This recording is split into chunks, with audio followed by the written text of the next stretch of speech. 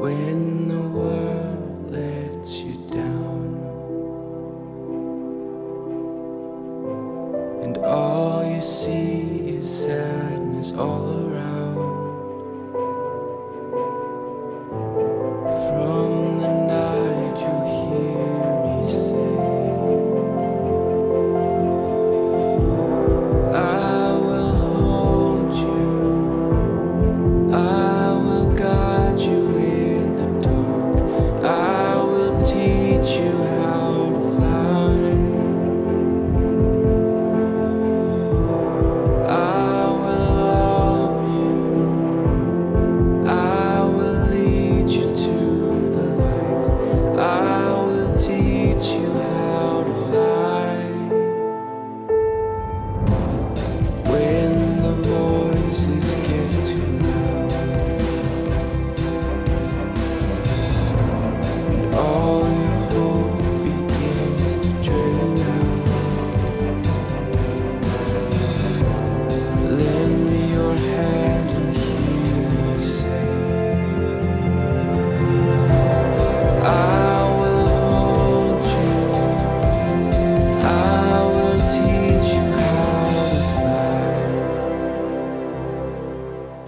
Hey, good morning, everybody. Great to see you. Thank you. I want to welcome everybody that's in the room, those that are watching outside, those that are watching online, those that are in the coffee house. We're thrilled that you are here. And as Jim said, if you are a guest with us, this is one of your first weekends. We do have a gift we'd love to put in your hand as you walk by the kiosks as you leave. Grab one of those.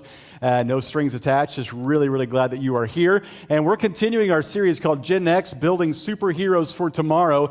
And the truth is, all of us want to see our kids grow up in a better world than even we had. And we want to see our kids have a better future than even we have had. And whether you have kids in the house or you have kids out of the house, whether you have no kids, whether you have 5 kids, whatever the case is, we want to see kids thrive. And so we've been talking about how we do that. Now, what's interesting is if you're a parent, you know from the moment you have a child, you begin investing in them. I mean, not just 3 square meals a day, not just clothes, not just a roof over their head, but there's all kinds of extra stuff that we pay for to invest in our kids. I started kind of making a list of a lot of these things. I mean, obviously you got things like nursery and daycare and childcare, but there's other special things like physical therapy perhaps, or, some kind of a trainer or a teacher, or art classes, there's dance lessons, karate, and all different forms of martial arts, private school, braces for some, plastic surgery for some. I'm aware of where we live, okay? And so that's just a reality, no judgment. Cars, clothes, obviously, SAT prep, ACT prep, and then, of course, college. And some of you are nodding along with me because you know you're keeping a running total. Just so one day you can drop that on them at Christmas or, when you're in the retirement home, whatever it is, this is what I paid for you, just FYI. And not a bad idea, by the way. So anyway, the truth is all of us invest a lot in our kids, and that's just kind of the normal stuff. I've got curious recently about, I think there's probably a lot of other stuff that we do for our kids, and a lot of other classes and things. And there are some crazy classes that you can actually, purchase for your kids. And I'm not sure if you're aware of some of these. So I wanted to, this is just my little PSA moment for you here. Okay, here it is. So you get sandcastle lessons for your kids? In case you want to wager while you're on the beach or whatever, you can get your kids all ready for that sandcastle lessons. All right, here's another one. Board game lessons. I didn't know we still had board games or played board games, but you can teach your kids how to play Monopoly by hiring someone to do that for them. That's fantastic. Okay? Summer at the circus. You can send your kids to clown camp. Friends, don't do that, okay? Because they will become serial killers. That's just, every clown is up to something, all right? Just beware. And finally, this one here, organic arts and crafts. You can make arts and crafts out of organic food. I don't know if this is Justin Bieber or Donald Trump, but it's something, all right? And that's not a political endorsement. That's just an observation, all right? So there's all kinds of crazy stuff you can do for your kids, you can do for other people's kids, all kinds of things you can invest in. Here's the one thing that every single one of those things has in common. They all have a shelf life. Sometimes 10 years, sometimes 20 years, at the max 80 years, because they all just affect kind of the here and now, but not the eternal. When I think about our kids and the fact that we do so much for their appearance, for their education, for their potential job one day, for their health, but we really spend very little time investing in their souls. And that's just because it's not common, right? For those of you that live in the Santa Clarita Valley, if you're watching online, just kind of play along. But basically, this plot of ground that we're on used to be this big open field. And where the shopping center is and where this building is, it was basically a field. And there was one lone oak tree in the middle of this field. And it was a prized possession because oak trees are not all that common out here. And so when all the construction began, it was quite evident to all of us here that oak tree was going to be preserved. And sure enough, the powers that be came out and they put curbs around it, and they put a fence around it, and they put lights to shine on the oak tree so it could be seen at all hours of the day. And then they made sure it was trimmed and taken care of externally. And then one night, a couple years ago, in the middle of the night, it collapsed. It rotted from the inside out, and no one knew what was going on. We put all that effort and all that attention and all those resources into how it looked from the outside. No one stopped to check what it was doing on the inside. And if that's not a metaphor for our lives, I don't know what is. Because we put so much attention on how we look, how we feel, our education, the job that we have, but on the inside, many of us are just dying from the inside because our souls are withering up. And that's what we're passing on to our kids. Well, we've just decided as a church, we don't want to be about that. We want to do something about that because the truth is our kids, specifically right here in this community, have a lot of things warring against their soul and crushing their soul on a daily basis. Last week, we spent a lot of time talking about this, and if you missed last week, make sure to check it out online. You can download the RLC app and watch it there as well. But we talked about how our kids are faced with not just bullying, but cyberbullying. They're faced with issues with pornography, right to their phones. They're faced with issues of drugs that's taking their lives on a monthly basis around here. They're faced with issues of academic pressure, athletic pressure, sexual confusion, broken homes, blended families. They're fighting things like hiding depression and cutting and suicidal thoughts. And all these things are going on, and they're kind of dying from the inside out. And we really need to do something about it. Jesus tells this story about how we should view kids, and he actually calls a child over to him one day and kind of uses that as a teaching point. He says, if anyone welcomes a little child like this on my behalf, you're welcoming me. It's that important that you should pour into the lives of kids and bring them to Jesus, because that affects not just the here and now, that affects forever. Now, we started talking last week about what do we want to do. As a church, what can we do together to have a greater impact on our kids right here in this community? And we basically said this. What we want to do is we want to build a student center that allows them to have a place that can pour into their souls. And so we've got this picture here of what this building looks like. It'll be right over here to my left, out the west side here. It's a 2-story building that can be used not just on Sundays to accommodate our ever-growing elementary and student population around here, but it will house upper elementary, it will house junior high and high school, and it can even be used all throughout the week. And we love this idea because there's just a need for our kids to have a safe place to go. Sometimes they don't feel safe at home, they don't feel safe at school. They need a place where they can feel safe. And what's really cool around here is if you come over to Undergrounds, our coffee house, after 3 o'clock on a school day, a lot of times there's tons of high school kids that roll in there just to hang out, do homework, text their friends who were seated right next to them, but they're still just texting them, And they're just hanging out together because it's a great, safe space. We think we can do that even bigger and better. And so what we want to do with this facility is not just have it to be used on the weekends, but every day of the week, where kids can hang out there. There's adult supervision. There's tutors that can help them with their schoolwork. Our worship team is already creating a school of rock where they're teaching kids music lessons in this campus, and they want to do it in this building when it gets even bigger. That's right. We can clap for that. And on top of that, we want to provide a marriage and family therapist that is there to help out not just the kids, but the parents of those kids as well, to help better their homes and better their situations. We think this can have a huge impact on the souls of our kids all throughout the week, not just on weekends. and make a major impact in this community. Now, here's the thing. With every other thing that I've listed with our kids, the adults, we got to pay for it, right? We're paying the bills for our kids until they get old enough to pay the bills for us, and that's what we're doing, and that's okay. But here's the kind of the shocking thing, I guess, is that it's a big bill. It's $5 million to build this building. But the exciting thing is, because of the amount of people that call Real Life Church home, if every single one of us as adults stepped up, we could really knock this thing out if we all participated.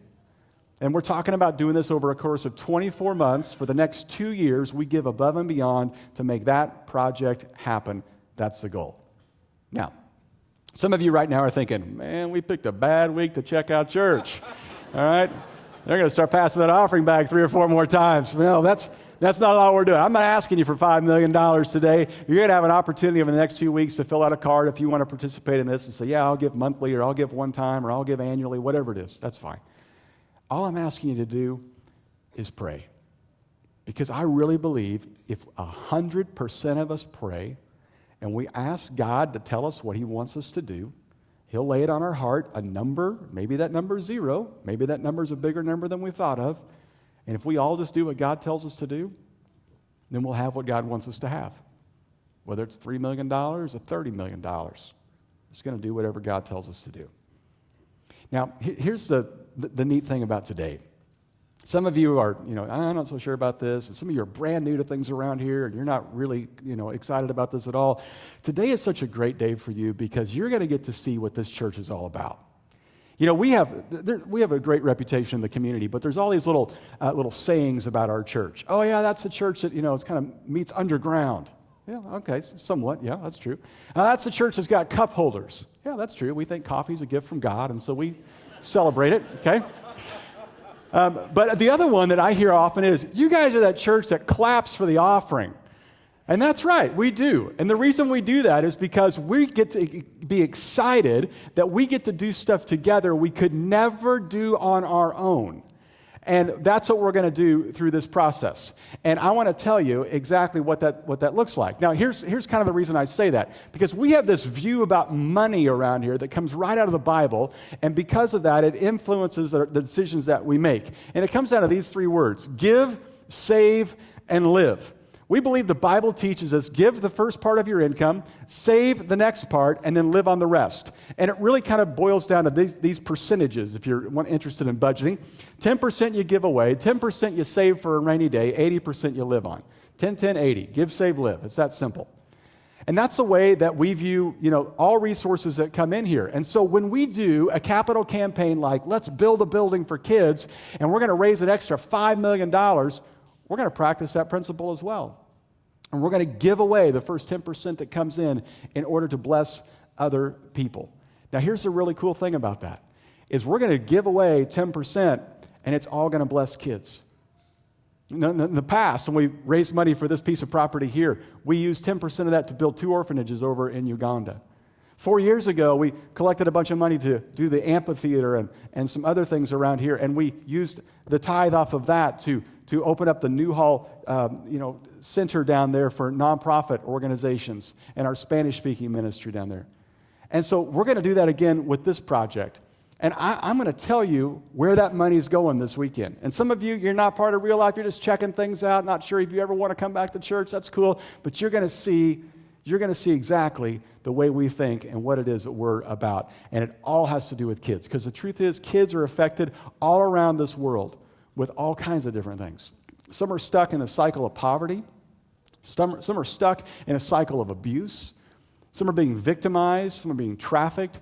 And we want to put an end to those kind of things. And that kind of comes from this verse from the book of James, which was Jesus' brother. He writes this: pure and genuine religion in the sight of God the Father means caring for orphans and widows in their distress and refusing to let the world corrupt you. Now, I love this verse because he says, you know what genuine, pure religion is? It's not 5 Bible studies a week. It's not memorizing the books of the Bible. It's not living a perfect life, although all those things are great. It's taking care of the least and the last and the lost. And that's what we want to be about. So I want to take a few moments here, and I just want to tell you where our money is going to go collectively to impact kids all around the world. Here's the first place it's going. India Gospel League is an organization we've been working with for some time now that works together to plant churches all over India. And they have planted tens of thousands of churches in some of the darkest, most poverty-stricken areas of India. And because of that, they're able to put on what they call these Bible camps for kids every single year. And last year they had, are you ready for this? 500,000 kids go through this program. This year they're expecting 800,000. We want to help fund that. And part of the money that we raise will go towards that. Here's the second thing we're going to do. We're going to do Million Meals again. For those of you that have been part of this before, you're clapping right now because it's awesome. And we all gather out in the parking lot and we put together chicken, rice, lentil, spice into a bag, and we seal it up and it goes in a box. It gets shipped over to a third world country where there's an organization that meets it there and distributes it to kids. It feeds families for literally months and months. And based on the number of meals that we've done close to actually over 2 million meals over the past several years. We're going to do this again. This costs money for us to do, so we're going to pay for it so we get to send meals to people in need. Here's the third thing we're going to do. This organization is called Black Box International. It's an incredible organization that works alongside IJM, International Justice Mission, which is working to end human trafficking all over the world, but specifically the one we're dealing with is in the Dominican Republic. What happens is when kids are rescued, that's just the beginning of their transformation process. They still need a lot of healing. And Black Box comes along beside them to rescue the kids that have been, taken out of the trafficking industry and put them into a home where they can receive healing from the past, receive joy in the present, but purpose for tomorrow. Because their healing process is just beginning to get started. And this place creates a safe place for those kids to do that. We're going to help support that. Here's the fourth thing we're going to do. Saving Innocence works to end human trafficking right here in Los Angeles. The sex trafficking industry is not just something in the Dominican Republic or over on the other side of the world. It's happening right here. And every day, Saving Innocence is rescuing kids from that industry. We have a great relationship with this organization and specifically the CEO, and we are going to help fund what they do. Here's the fifth and final thing we're going to do. We're going to partner with Stadia and Compassion International, which works to plant churches and then also to sponsor kids. And they go into different parts of the world, specifically third world countries and those countries that are in great need, and they establish churches, and then Compassion comes around and helps sponsor all the kids in that community. I told you several months ago about my oldest daughter and I going over to Ecuador, seeing exactly what they do as kind of a fact-finding trip to see if it's something we want to sponsor, and I'm telling you, it's amazing. And rather than hear it from me, I want you to hear about it from the president of Stadia, Greg Nettles. So take a look at this video. Hey Real Life, I'm Greg Nettle, and I have the incredible privilege of serving as president of Stadia. Stadia is a global church planting organization that plants churches throughout the United States, but also around the world. New church planting remains the single most effective way of reaching people with the good news of Jesus Christ. But what you may not know is that 85% of those who make a decision to follow Jesus do so between the ages of 4 and 14. And so at Stadia, we began asking the question, what would happen if we planted new churches that intentionally and strategically cared for children? The results have been absolutely exponential. Today, Stadia partners with Compassion International. One of the things that I love about Compassion is that they only work through the local church. One of the biggest challenges that Compassion faces is that in many parts of the deepest poverty of the world, no local church exists. And so Stadia began asking the question, what would happen if we partnered with Compassion and began planting new churches in areas where no local church exists? And from day one of that new church plant, Compassion would come in with their ministries with 200 or more children sponsored, and they would operate their ministries out of that new local church. Because of churches like Real Life, we're able to plant churches today throughout Latin America.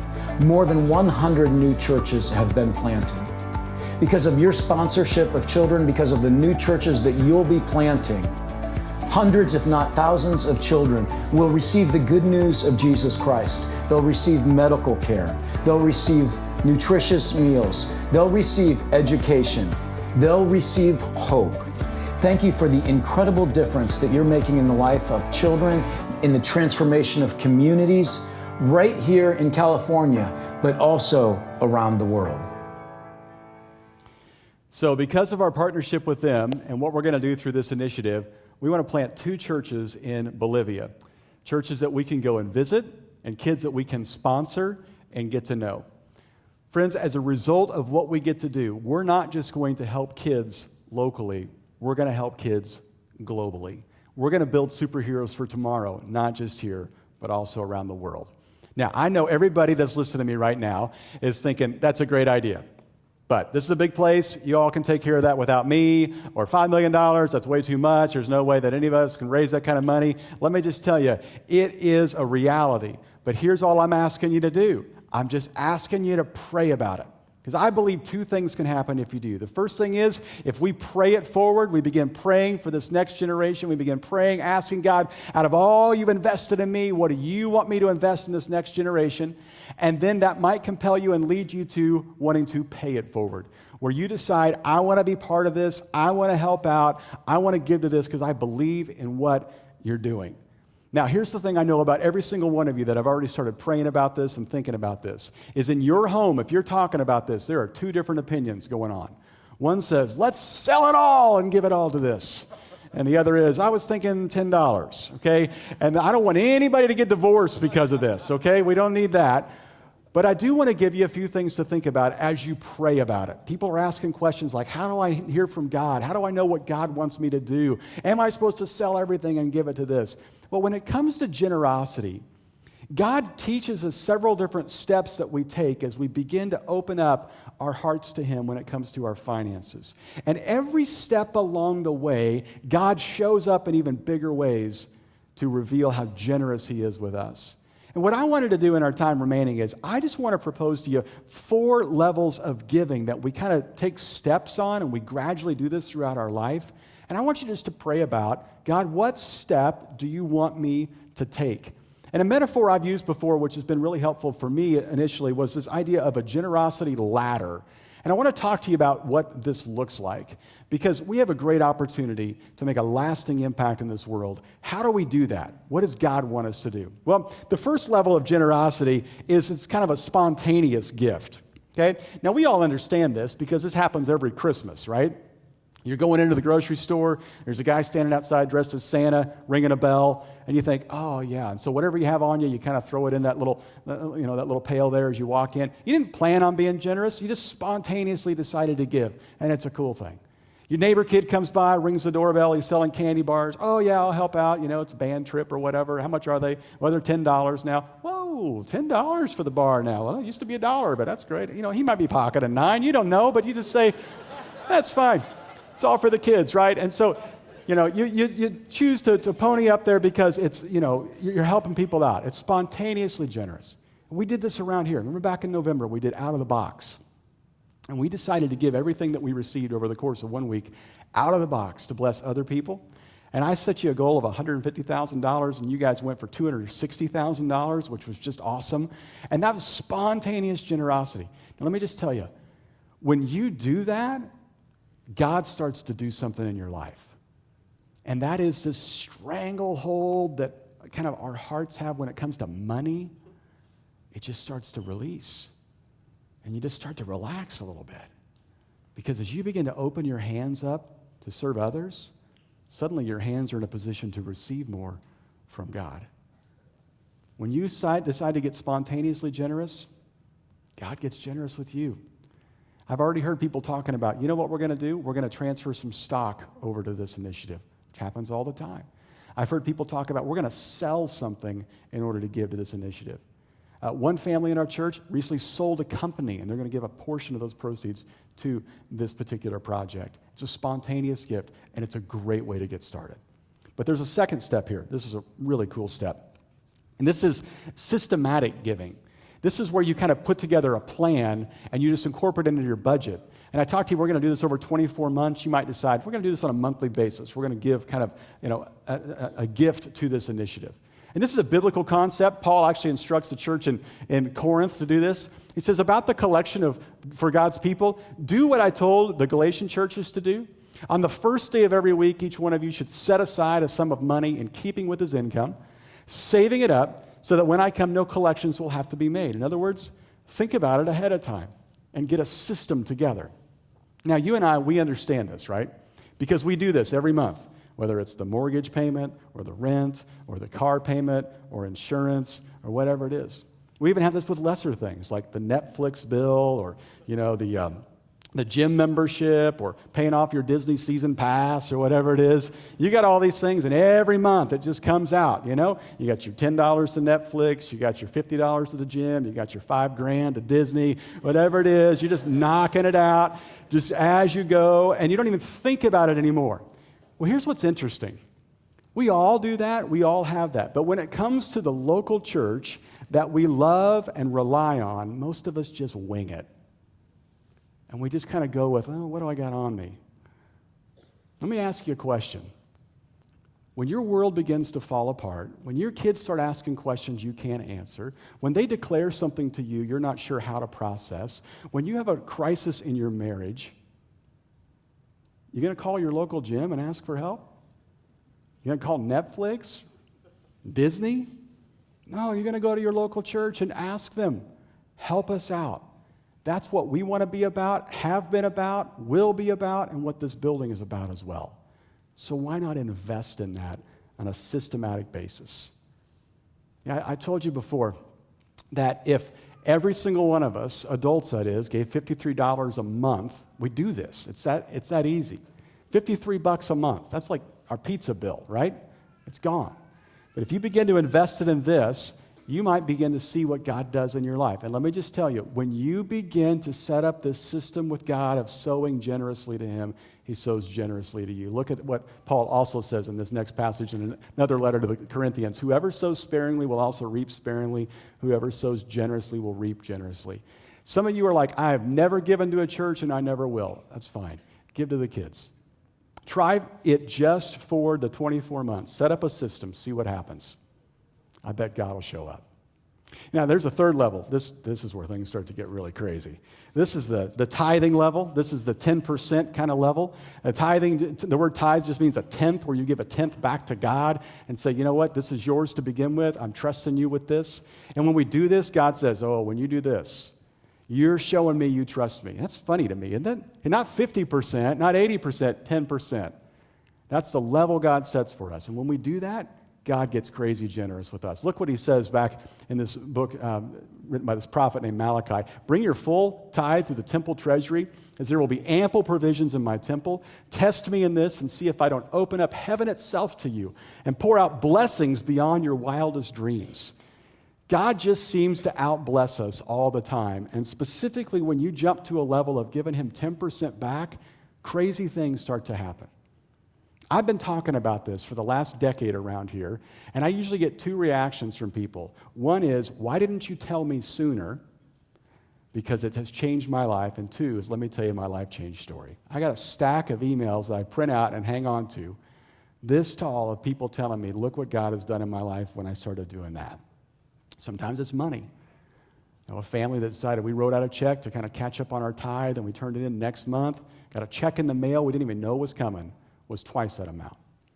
Somebody else talked about, I started tithing, my business doubled. Somebody else told me about, you know what, I started tithing, and it's not like I got a windfall of cash. It's like, I'm not worried about money anymore. I know God's involved in my finances, I have peace, and the ends are meeting, and I don't know how. God just always seems to outbless us. And maybe for this generosity initiative of 2 years, you decide, you know what, we're at like 5 or 7% now. We're going to step up to 10 just to see what God does. Because this is the only time in the Bible God says, test me. Just try me. See if I don't outbless you in the process. Give it a try. Now that's a cool level. But this, man, when you take the jump to this level, wow. God starts doing crazy stuff. This is the sacrificial level where you kind of go above and beyond. And what this level is, okay, God, you've got your 10%, but I'm still open. The other 90 is not mine. It's still yours. So is there any part of that you also want? I love the way that Jesus deals with this to a certain group of Pharisees. Look at this passage here. He says, woe to you teachers of the law and Pharisees, you hypocrites. He's scolding them. And look what he says here. You do the tithe thing. You give a tenth of all the things that you have. Let's go to the next slide. But you've neglected the more important matters of the law, justice, mercy, and faithfulness. Now look at this here. You should have practiced the latter, meaning the tithe. Keep doing that. But don't neglect the former. In other words, I want you to do the tithe, but I want you to go above and beyond that. Justice and mercy and reaching out for other people as well. And there's something about when you're already doing this and you start doing this, you just start to see the world differently. It's all God's, and your hands are just open to administer His funds however He wants to. Now, I told you I get these stacks of emails, right? I got one about 3 hours ago from a family in our church. And I was just reading through this email, and they're a family that has lived this level for a while now. They tithe, they give faithfully, they serve around here, they've taken in a foster child, they help other people go on mission trips, they go on mission trips, they sponsor kids to go to camp. They just live open-handed towards God. And several weeks ago, when they heard about this initiative we want to do to build this kids' building, she said, it's like God just put this number in my head of what we were supposed to write a check for. And they wrote out this check for this project. Very generous. And she walked up to me at church and just handed it to me and said, it's for that kids' building. I've thanked her. I was so blessed by that, so encouraged by that. And the email she sent that I got today said, I wanted you to tell you the rest of the story. I don't know why we came up with that number, but we did. And 2 days later, my husband was called into his boss's office, and he received a promotion that he thought he was supposed to get 6 years ago, but it just came about today. And then they gave him a check for what they felt like they owed him over the past few months that he'd not been receiving, and it was the exact amount that we had written to this project. Now, some of you are thinking, oh, I just need to write out a check for $1 million. Then I'm going to get one. Is that the way this works? I don't know. But I do know this. You can't outgive God. He sees what we do. He sees our hearts. He sees us open up to Him, and He always outblesses us. So what I challenge you to do for the sake of this building, guess what? It's going to bless kids. It's going to help kids all around the world, but it's going to bless you too, because you're going to see the levels of generosity that God begins to pour out in your life. So here's what I want to ask you to do. This is my challenge for you. My challenge is not, I need $5 million. We're going to bring out the organist now, and I'm going to sweat and cry and everything. No. Here's what I need from you. I just need you to pray, and I want to give you something specific to pray for. God, what step do you want me to take? Some of you aren't even on the ladder. Get on the ladder. Some of you are at one level, you've been there for years, you don't even think about it anymore. Take a step up. You don't even have to go from nothing to here, but just decide to pray, God, what step do you want me to take for the sake of this building? Here's what's going to happen.